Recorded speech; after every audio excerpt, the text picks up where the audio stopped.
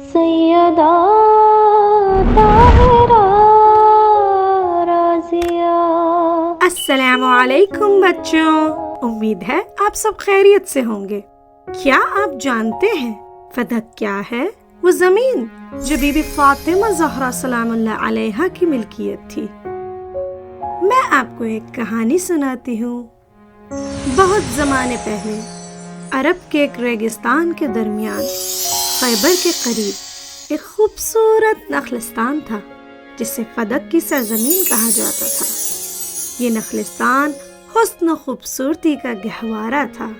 یہاں بہت سارے کھجور کے درختوں کے باغات تھے، شفاف پانی کے تالاب بہتے تھے، رنگ برنگے پھول کھلے ہوتے تھے، پرندے چہچہا رہے ہوتے تھے اور تتلیاں خوشی سے اڑتی ناچتی تھیں۔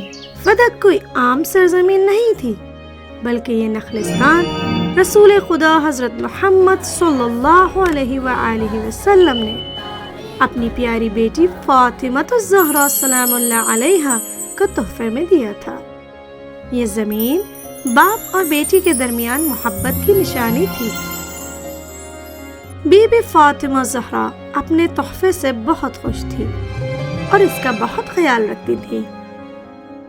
فدق اتنا بڑا نخلستان تھا کہ بی بی فاطمہ زہرا نے وہاں بہت سارے لوگوں کو کام کرنے کے لیے ملازمت دی۔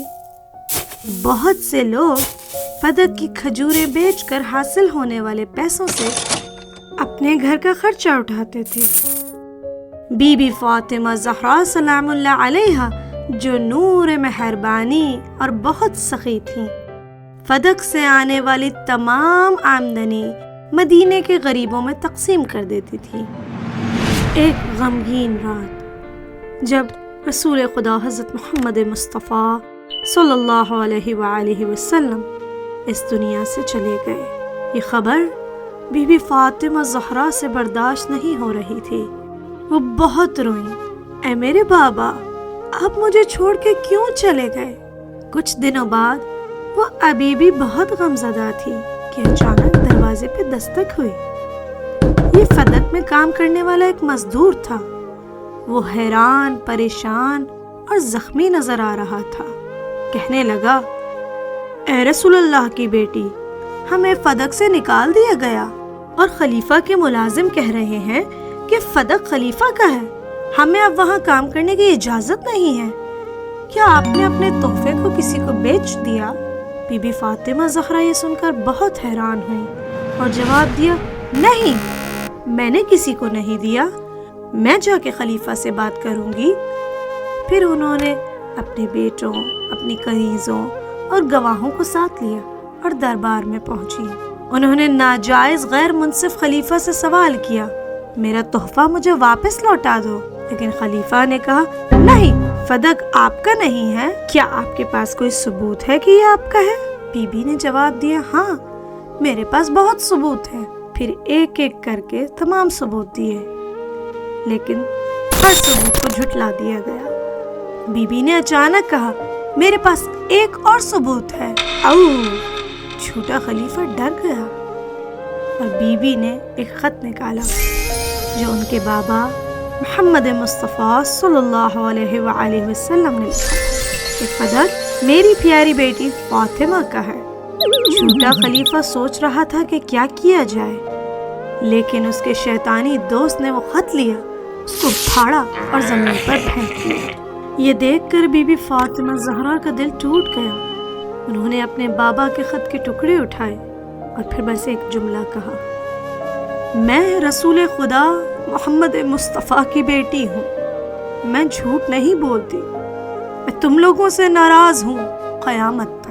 اور وہاں سے چلی گئی کیونکہ نبی کی بیٹی رو رہی تھی۔ فرشتے بھی رونے لگے، پھول غمزدہ تھے، بادل آنسو برسا رہے تھے، تمام کائنات غم کو محسوس کر سکتی تھی۔ آج تک بی بی فاطمہ زہرا کو ان کا حق فدق واپس نہیں ملا، لیکن اس سے کوئی فرق نہیں پڑتا کہ انہوں نے دنیا میں بی بی سے فدق چھین لیا، کیونکہ آخرت میں تو وہی سیدۃ النساء الجنہ ہے، یعنی جنت کی خواتین کی سردار۔ خدا کی لعنت جاری رہے ہر اس شخص پر جس نے بی بی کا دل دکھایا۔ اللہم لعن اول ظالم ظلم حق محمد و آل محمد و آخر تابع له على ذلك لعنت اللہ علی ظالمی کی فاطمہ، ظالمی کی فاطمہ۔